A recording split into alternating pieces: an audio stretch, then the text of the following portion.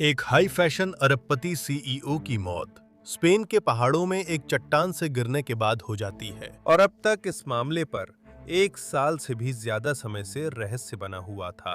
नई तस्वीरों में एक संदिग्ध हिरासत में दिख रहा है जिसकी पहचान आपको चौंका सकती है।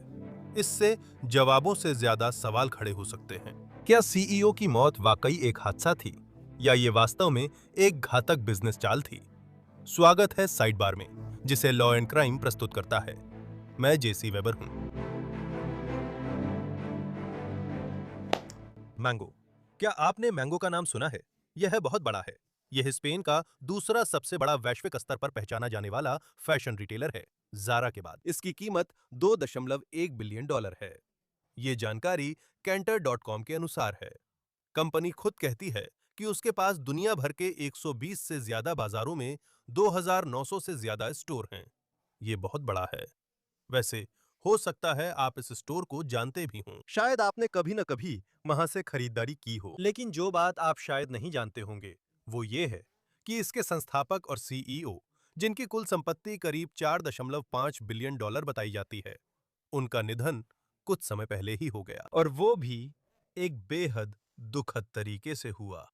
आउटलेट एल मुंडो की एक रिपोर्ट के अनुसार 14 दिसंबर 2024 को 71 वर्षीय इसाक एंडिक ने लेस फुचाडेस पथ पर एक ट्रेकिंग यात्रा शुरू की। ये कैटालोनिया, स्पेन के मोंसेराट पर्वतों में स्थित है। अगर मैं कुछ गलत उच्चारण कर दूं तो क्षमा चाहता हूं, लेकिन इस इलाके के पर्वतीय सूचना बोर्ड के अनुसार 5.5 किलोमीटर की ये ट्रेल मध्यम कठिनाई की है, बहुत कठिन नहीं। ऐसा लगता है कि ये सीईओ की पहली हाइक नहीं थी। ये महत्वपूर्ण है क्योंकि इस यात्रा के दौरान किसी बिंदु पर इसाक कथित तौर पर फिसल गए और 320 फीट नीचे गिर गए, जिससे एक बड़े पैमाने पर आपातकालीन अभियान शुरू हुआ, जिसमें हेलीकॉप्टर, खोज और बचाव टीमें शामिल थीं। और दुर्भाग्यवश इसाक की मौके पर ही मौत हो गई। उस गिरावट से उन्हें कई चोटें आई थीं। अब अधिकारियों ने जांच शुरू की। इसमें गिरने की जगह का विश्लेषण करना और हाइकिंग ट्रेल पर मौजूद अन्य लोगों के गवाह बयान लेना शामिल था। और उन गवाहों में सबसे महत्वपूर्ण था उनका बेटा जोनाथन, जो उस दिन जाहिर तौर पर उनके साथ हाइक पर गया था। एल मुंडो के अनुसार उसने पुलिस को बताया कि पत्थरों के गिरने की आवाज आई और पीछे मुड़ने पर उसने अपने पिता को पहाड़ से गिरते देखा। यहां समस्या है। पुलिस को दिए गए उसके बयान कथित तौर पर असंगत होने लगे। शुरुआत में इसे जोनाथन की सदमे की स्थिति माना गया। यह भी बताया गया है कि जब उसके पिता कथित तौर पर गिरे तो उसने अधिकारियों को फोन करने से पहले अपनी उस समय की साथी को फोन किया था। अगले महीने अधिकारियों ने इसाक की मौत को हादसा बताया और मामला लगभग 3 महीनों तक ऐसे ही बना रहा। फिर मार्च 2025 में और एक स्पेनिश अदालत ने पुलिस की अधूरी रिपोर्ट के कारण मामला फिर से खोलने का आदेश दिया। एल मुंडो के मुताबिक अदालत स्थल निरीक्षण, फोन डेटा विश्लेषण और गवाहों के बयान से और जानकारी मांग रही थी। पुलिस ने कथित तौर पर फिर से इसाक के बेटे जोनाथन से पूछताछ की। मई 2025 में एल मुंडो ने बताया कि पुलिस ने आइजक की गिरावट को दुर्घटना मानना जारी रखा। ये सब पूरी जांच की समीक्षा करने और कथित तौर पर जोनाथन से कई बार पूछताछ के बाद हुआ। वैसे जोनाथन के बारे में आपके लिए थोड़ी और जानकारी, क्योंकि जोनाथन ने मैंगो में अपने पिता के साथ करीबी तौर पर काम किया था, इसलिए 2007 में वो मैंगो मैन के अग्रणियों में शामिल थे। ये कंपनी की पहली मेंसवेयर लाइन थी। 2012 तक वो मैंगो के बोर्ड में थे। बाद में वाइस चेयरमैन बने। एल मुंडो के अनुसार 2014 में आइजक ने संचालन प्रबंधन जोनाथन को सौंप दिया। लेकिन जाहिर तौर पर लगातार 2 साल घाटे में रहने के बाद आइजैक ने अपने बेटे को उसके संचालन वाले पद से हटा दिया और फिर से नियंत्रण अपने हाथ में ले लिया। कहा जाता है कि उस फैसले से रिश्तों में तनाव आया। फिर से यह रिपोर्ट हुआ, पर हमें पक्के तौर पर नहीं पता। अब जून 2025 पर आते हैं, पिता की मृत्यु के 6 महीने बाद। जोनाथन ने मैंगो मैन के प्रमुख पद से इस्तीफा दिया, लेकिन वे निदेशक मंडल के उपाध्यक्ष बने रहे और अब परिवार की होल्डिंग कंपनियों पर ध्यान दे रहे हैं। इसमें पंता नॉन होल्डिंग शामिल है, जो एक रियल एस्टेट कंपनी है, और एमएनजी मैंगो होल्डिंग भी, जिसे जाहिर तौर पर जोनाथन की दो बहनें भी संभालती हैं। मैंगो के अनुसार यह स्वामित्व और प्रबंधन के अलगाव की योजना का हिस्सा था, जिसकी शुरुआत 2020 में आइजैक ने परिवार के बाहर सीईओ नियुक्त कर की थी। जोनाथन, आइजैक के सबसे बड़े बेटे, के पास अब भी कथित तौर पर पिता के साम्राज्य में बड़ी हिस्सेदारी है और इस त्रासदी के बीच हर लिहाज से सब कुछ सामान्य रूप से चलता हुआ नजर आ रहा था। फिर अब अक्टूबर 2025 पर आते हैं। एल मुंडो के अनुसार इसाक की मौत की जांच दूसरी बार फिर से खोली गई है। पुलिस जोनाथन के फोन का दोबारा विश्लेषण कर रही है, क्योंकि उसने जांचकर्ताओं को वो फोन नहीं दिया था जो हाइक के दिन इस्तेमाल किया गया था। अब पुलिस ने जोनाथन के अपने पिता की मौत से जुड़े बयानों का विश्लेषण किया। हमें नहीं पता कि वे असंगत हैं या नहीं, यही रिपोर्टिंग और आरोप है। मैं बताऊंगा कि इसका क्या मतलब है और क्या नहीं, लेकिन स्पेनिश आउटलेट एल पाइस ने भी उस समय रिपोर्ट किया था। जांचकर्ताओं को सुरागों की एक श्रृंखला मिली थी, जिन्होंने जब उन्हें एक साथ देखा गया तो जांचकर्ताओं को इसे महज हादसा मानने से हटाकर हत्या की संभावना की ओर मोड़ दिया। स्पेनिश अदालत ने कहा कि मामला संभावित हत्या के रूप में देखा जा रहा है, लेकिन किसी संदिग्ध की घोषणा नहीं की गई। और उस समय एंडिक परिवार के प्रवक्ता ने एल मुंडो को निम्नलिखित बयान जारी किया। उद्धरण: एंडिक परिवार ने इन सभी महीनों में इसाक एंडिक की मृत्यु के संबंध में कोई टिप्पणी नहीं की है और ना ही करेंगे। हालांकि वे उन कार्यवाहियों के प्रति अपना सम्मान व्यक्त करना चाहते हैं जो अब तक की गई हैं, और वे सक्षम अधिकारियों के साथ अब तक की तरह आगे भी सहयोग करते रहेंगे। वे प्रक्रिया के शीघ्र खत्म होने और जोनाथन एंडिक की बेगुनाही साबित होने को लेकर आश्वस्त है।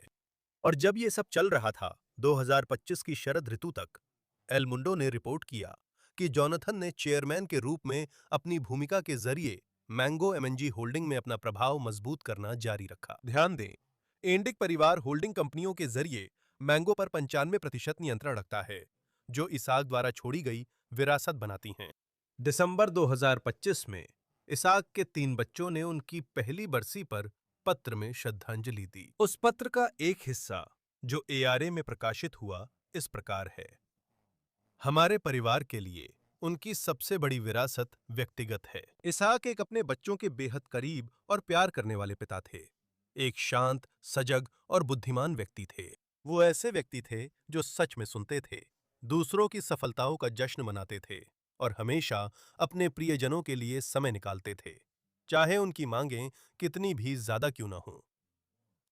ध्यान रहे, उनके पिता की मौत की जांच जारी थी और ये शायद हत्या भी हो सकती है ना? तो अब हम 5 महीने आगे बढ़ते हैं। आज के दिन, मंगलवार, 19 मई, और जोनाथन को कथित तौर पर पुलिस द्वारा, विशेष रूप से कैटलन पुलिस द्वारा, औपचारिक रूप से गिरफ्तार किया गया है और इसाक की मौत से जुड़े हत्या के संदेह में गिरफ्तार किया गया है। इस रिकॉर्डिंग तक औपचारिक आरोपों की पुष्टि नहीं हुई है। बीबीसी के अनुसार जोनाथन बाद में मार्टोरेल में एक जज के सामने पेश हुए, जो कैटालोनिया, स्पेन के बार्सिलोना प्रांत में है। Catalonia, Spain. जज ने 1 मिलियन यूरो की जमानत, पासपोर्ट जमा और हर हफ्ते कोर्ट में हाजिरी का आदेश दिया। ये एल मुंडो के अनुसार है। एल मुंडो के अनुसार जोनाथन ने जमानत जमा की। एंडिक परिवार के प्रवक्ता ने गिरफ्तारी पर बयान दिया।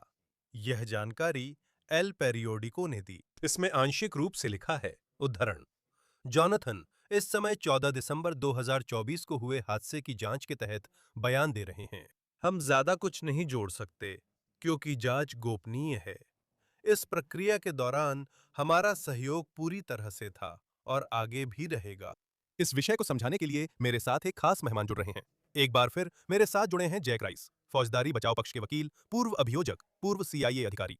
सर, समय निकालने के लिए आपका बहुत धन्यवाद। मैं इसकी सराहना करता हूं। यह क्या बदलाव है? आप एक हादसे से गिरफ्तारी तक कैसे पहुंचते हैं? हाँ, ये दिलचस्प है। चलिए समय रेखा देखते हैं। तो हम पीछे जाते हैं और देखते हैं कि ये घटना दिसंबर 2024 में हुई थी और उन्होंने कुछ हफ्तों तक जांच जारी रखी थी। लेकिन फिर मार्च 2025 में उन्होंने जांच बंद कर दी थी और फिर मार्च 2025 में उन्होंने इसे फिर से खोल दिया। उन्होंने जांच बंद कर फिर शुरू की। उस दौरान कुछ बदल गया था और उन्होंने इस पर कुछ समय तक कोई कार्रवाई नहीं की। मुझे ऐसा लगता है कि ये जोनाथन द्वारा दिए गए बयानों से जुड़ा हुआ है, कई तरह के बयान, और यही हम सुन रहे हैं। ध्यान रहे, ये गोपनीय जांच है, इसलिए ठीक से जानना मुश्किल है कि उनके पास क्या है। लेकिन जो हमें पता है वो ये है कि कई बयान दिए गए थे, क्योंकि खुद परिवार ने भी माना है कि वे खुलकर बात करते रहे हैं और उन्होंने अधिकारियों के साथ कई बार बातचीत की है। मुझे लगता है उसने पहले कुछ कहा और फिर कुछ और फिलहाल स्थिति यही है। मुझे लगता है इसका जवाब ये हो सकता है, हालांकि मेरे पास पूरी जानकारी नहीं है। ये शायद एक बेहद दर्दनाक घटना है। और आप कैसे फर्क करते हैं कि ओ भगवान, यहां बयानों में विरोधाभास है, ये संदिग्ध लगता है। बनाम अगर ये एक दर्दनाक घटना है तो आप कुछ चीजों को गलत याद कर सकते हैं, आप कुछ विवरण सही नहीं याद रख सकते। आप एक समय पर एक बात कह सकते हैं जब आप डर के साए में हों, या आप जानते हैं आप घबराए हुए हों, तनाव में हों। इसका मतलब ये नहीं कि आप कुछ छुपा रहे हैं, बल्कि क्योंकि आप जानते हैं। अगर बयान ये था कि उसने अपने पिता को गिरते हुए देखा, बनाम आप जानते हैं, यहां कोई अपराध हो सकता है। मुझे लगता है कि यही शुरुआती मुश्किल है जो मैं शुरू में देखता हूं। हाँ, मैं इस मामले में कमजोरी देखता हूं, क्योंकि हम जानते हैं कि इंसानी दिमाग कैसे काम करता है। और हमने ये भी देखा है कि जो लोग पीड़ित थे उनके नजरिए से भी, जिनकी किसी घटना के बारे में एक धारणा होती है, और फिर वे ये सोचने लगते हैं कि असल में उसका मतलब क्या था। और हमने असंगतियां भी देखी हैं। और इसका मतलब ये नहीं है कि इसमें कोई साजिश है।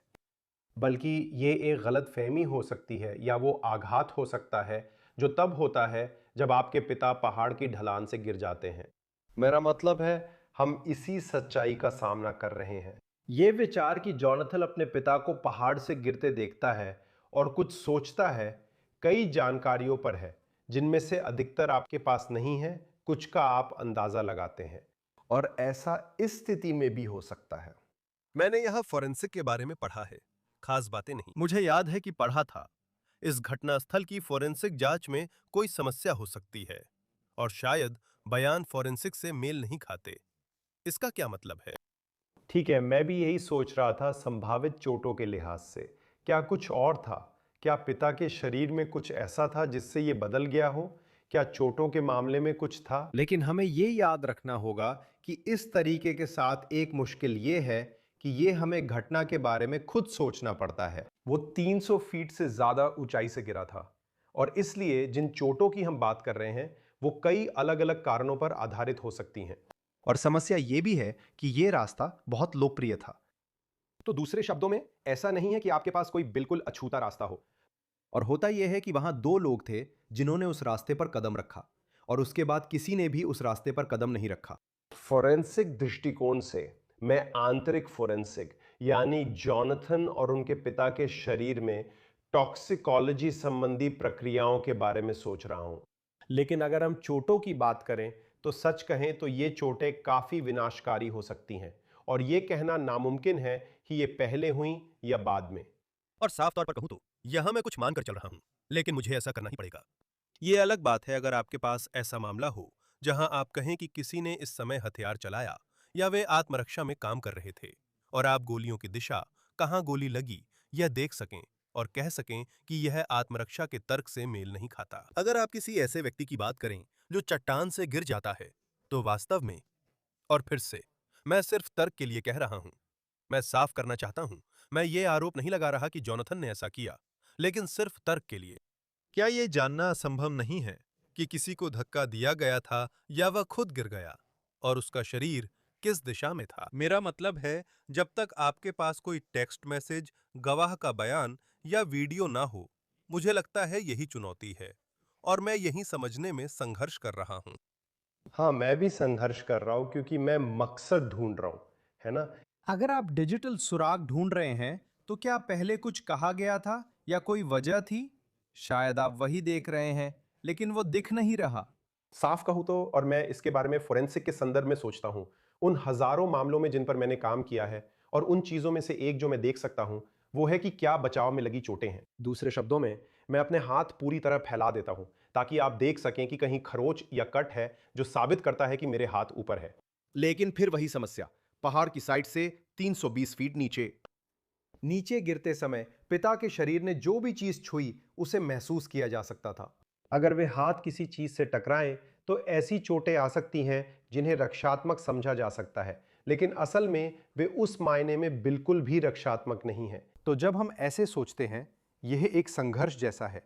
स्पेनिश कानून में निर्दोष माने जाने का सिद्धांत है, यह संविधान में निहित है और दोष सिद्ध करने के लिए युक्तिसंगत संदेह से परे प्रमाण चाहिए। मानक यह है कि राज्य पर यह साबित करने का बोझ है कि यह घटना घटी है और धारणा यह है कि वो इसमें पूरी तरह से निर्दोष हैं। दूसरे शब्दों में, अगर मैं तुलना उल्टी करूं तो राज्य के लिए जोनाथन की दोषिता साबित करना एक बहुत ऊंचा पहाड़ चढ़ने जैसा है। क्या आप स्पेनिश कानून से कुछ हद तक परिचित हैं? यह इस रिकॉर्डिंग और प्रसारण के समय की मौजूदा रिपोर्टिंग है। जब हम ये रिकॉर्ड कर रहे हैं, जोनाथन हत्या के संदेह में गिरफ्तार हुए हैं, लेकिन अब तक कोई औपचारिक आरोप या पुष्टि नहीं हुई है। क्या ये सही है? कमेंट करें। हमें स्पेन में चल रही इस जांच के बारे में कैसे सोचना चाहिए? खैर, स्पेनिश अधिकारी इसे काफी अलग तरीके से संभालते हैं, ठीक वैसे ही जैसे फ्रेंच अधिकारी करते हैं। और फिर ये यूरोपीय कानूनों के कुछ दिलचस्प पहलुओं में से एक है। आप समझते हैं कि वास्तव में यूरोपीय कानून जैसी कोई चीज नहीं है ना? सच में नहीं है। बस यूरोपीय संघ है और वे वित्तीय रूप से कैसे जुड़े हैं। लेकिन उनके कानून हमारे कानूनों से अलग हो सकते हैं, हालांकि उनके भी हमारे जैसे मानक हैं। लेकिन इस खास मामले में उन्होंने जो किया वो ये था कि उन्होंने उस जांच को शुरू किया और फिर उसे सील कर दिया। हमारी समस्या है कि हमें पर्याप्त जानकारी नहीं है। मेरा मतलब है, अमेरिकी न्याय शास्त्र की एक बात यह है कि हम जितना हो सके उतना पारदर्शी रहने की कोशिश करते हैं। स्पेनिश अधिकारी आमतौर पर ऐसा नहीं करते, खासकर हाई प्रोफाइल मामलों में। मेरा मतलब है, सच कहें तो आप एक ऐसे परिवार की बात कर रहे हैं जिसकी पिछले साल मैंगो से बिक्री 4.4 बिलियन डॉलर थी। तो असल में उस कंपनी का मूल्य बड़ा है और समस्या यह है कि यह बहुत हाई प्रोफाइल मामला है। यह पिता पुत्र का सवाल है। अब कंपनी बेटा चला रही थी।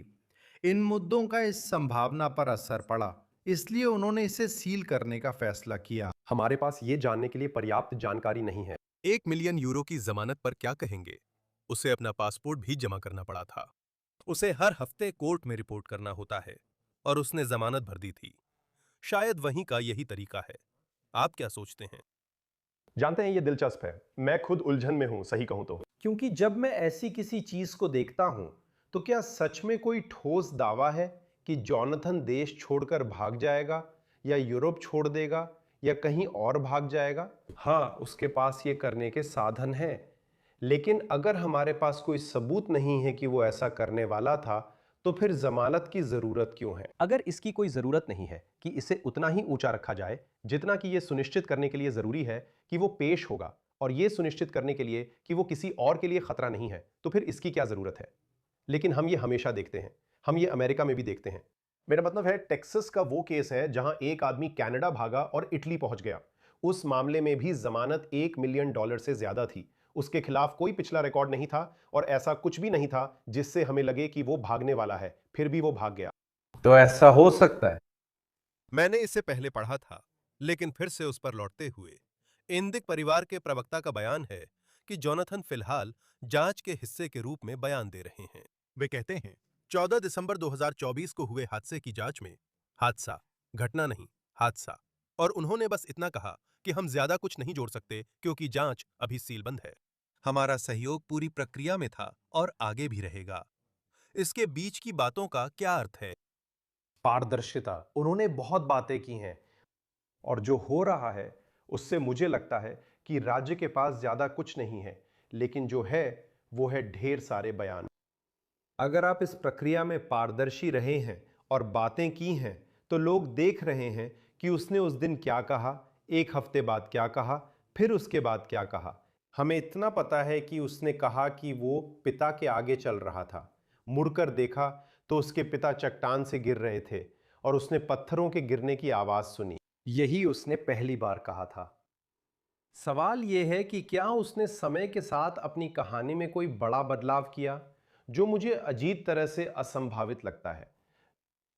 लेकिन यह मुमकिन है, हमें बस पता नहीं है। देखिए, अभियोजन पक्ष को इस आदमी की प्रसिद्धि का पता होना चाहिए। उन्हें समझना होगा कि यह घोषणा करना क्या मायने रखता है कि उसे हिरासत में लिया जा रहा है या गिरफ्तार किया जा रहा है। ये मैंगो है, ठीक है?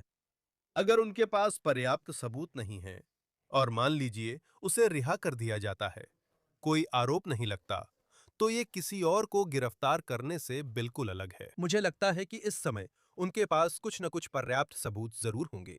वरना उन्हें इस तरह की कार्रवाई के परिणामों के बारे में पता होना चाहिए। आरोप न लगे या जांच बंद हो, फिर भी उसकी प्रतिष्ठा पर असर पड़ सकता है, यही तर्क है। उसकी छवि खराब हो गई थी। मेरा मतलब है, उसका अपने पिता की संभावित हत्या के मामले में खबरों में आना। अभियोजन तब तक आगे नहीं बढ़ता जब तक कुछ ठोस न हो, है ना? मैं हाँ कहना चाहता हूं और ये भी कहना चाहता हूं कि एक विश्वास और उम्मीद है कि हम सब कानून की नजर में बराबर हैं। लेकिन ऐसा हमेशा सच नहीं होता। मेरा मतलब है, आपने और मैंने ये सालों में देखा है कि कुछ लोग जो मशहूर होते हैं, उन्हें असल में ज्यादा जांच पड़ताल का सामना करना पड़ता है। हमने ये देखा है। हमने ऐसे मामले भी देखे हैं जहां कुछ मशहूर लोग कम जांच पड़ताल के साथ सिर्फ अपनी शोहरत की वजह से बच निकलते हैं। ऐसा लगता है कि ये उस क्षेत्र की अभियोजन प्राधिकरण पर निर्भर करता है कि वे तय करें कि उन्हें क्या करना है।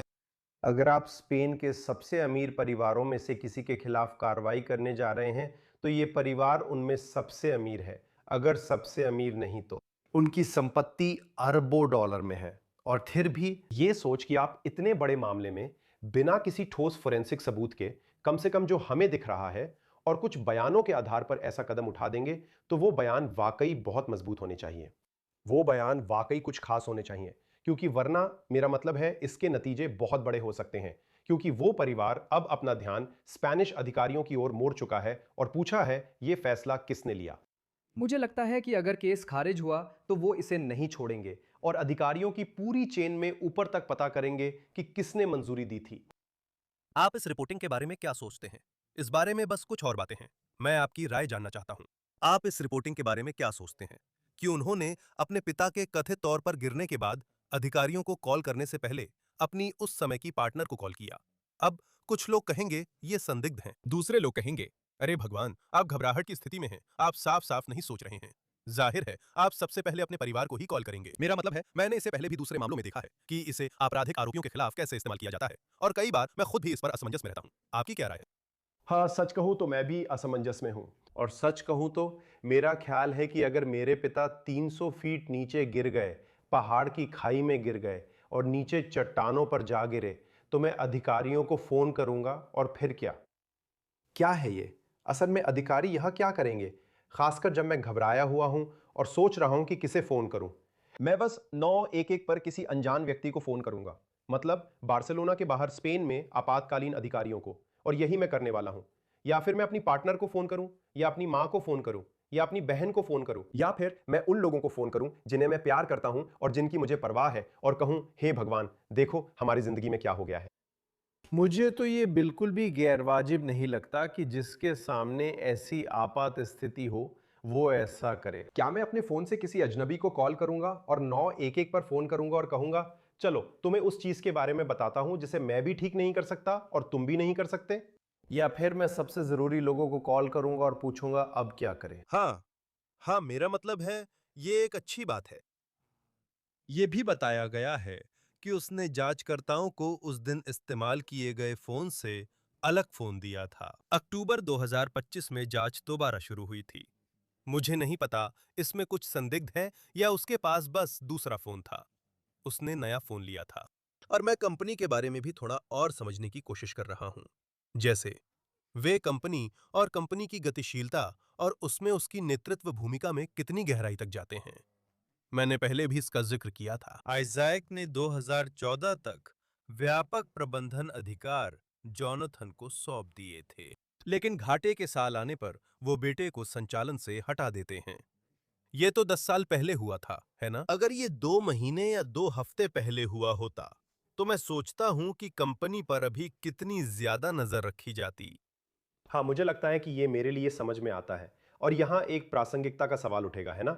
और अगर आप कानूनी तौर पर सोचें तो इसमें प्रासंगिकता का सवाल है। अगर आप जो कर सकते हैं वो ये है कि आप पलटकर कह सकते हैं कि इस कंपनी से किसी तरह का कोई संबंध है, शायद ये प्रबंधन से जुड़ा हो। शायद इस मायने में कि जॉनथन कंपनी कैसे चला रहे थे, या कंपनी चलाने में असफल हो रहे थे, या फिर वहां क्या हो रहा था। इस आधार पर मैं समझ सकता हूं कि जॉनथन ने ऐसा क्यों किया।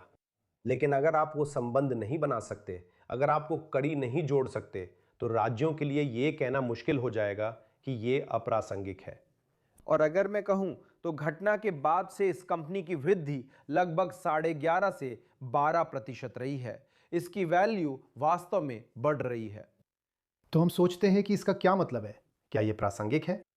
शायद नहीं, लेकिन हो सकता है कि हो, अगर आप कोई तरीका ढूंढ सकें। लेकिन मेरा मानना है कि अगर आप इस मामले में अभियोजक हैं, अभियोजन प्राधिकरण है और आपको इसे जोड़ने के लिए इतनी गहराई तक जाना पड़ रहा है, तो ये है। ये एक कमजोर मामला है जिससे मुझे लगता है कि उनके पास कोई बयान होना चाहिए, उनके पास कुछ और होना चाहिए। फोन की बात करें तो ये दिलचस्प सवाल है। मेरे कई यूरोपीय दोस्तों के पास वैसे भी कई फोन हैं। उनके पास कई कार्ड्स होते हैं जिन्हें वे फोन में लोकेशन के अनुसार बदलते रहते हैं। तो कभी कभी ये सोच कि कोई व्यक्ति जिसके पास एक पर्सनल फोन है, वही एक मल्टी बिलियन डॉलर कंपनी भी चला रहा है और उसके पास 1, 2 या 3 फोन है, ये बात मुझे खास हैरान नहीं करती। मेरा मतलब है, मेरे पास भी कई फोन हैं जिन्हें मैं पर्सनल और बिजनेस दोनों कामों के लिए इस्तेमाल करता हूं और मेरे पास वे रहते हैं और मैं बहुत से ऐसे लोगों को जानता हूं जो ऐसा करते हैं और ये अमेरिका में कोई हैरानी की बात नहीं है। यूरोप में चाहे मैं जर्मनी, फ्रांस, स्पेन, इटली या कहीं भी हूं, ये तो और भी कम हैरानी की बात है। जैक राइस, आपने मुझे सोचने के लिए बहुत कुछ दिया। मैं इंतजार करना चाहता हूं और देखना चाहता हूं कि आगे क्या होता है, क्या सामने आता है। लेकिन आपका बहुत बहुत धन्यवाद कि आपने समय निकाला। बेहतरीन विशेषज्ञता, बेहतरीन विश्लेषण, हमेशा की तरह। बहुत बहुत धन्यवाद मेरे दोस्त। धन्यवाद मेरे दोस्त। फिलहाल साइड बार पर हमारे पास आपके लिए बस इतना ही है दोस्तों। हमारे साथ जुड़ने के लिए बहुत बहुत धन्यवाद और हमेशा की तरह कृपया YouTube, एप्पल पॉडकास्ट, स्पॉटिफाई या जहां भी आप अपने पॉडकास्ट सुनते हैं वहां सब्सक्राइब करें। आप NBC के पीकॉक पर भी हमें देख सकते हैं।